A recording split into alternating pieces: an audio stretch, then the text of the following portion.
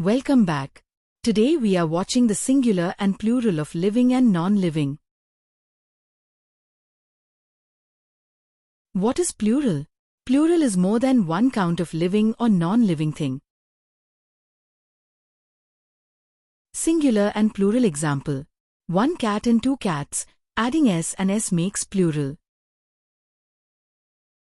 Here we have example box singular and adding s is plural boxes.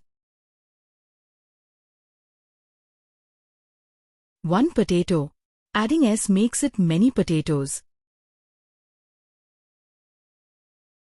One watch, adding s makes it many watches.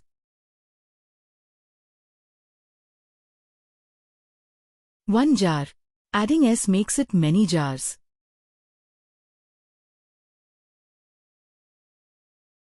One brush, adding s makes it many brushes. One bag, adding s makes it many bags.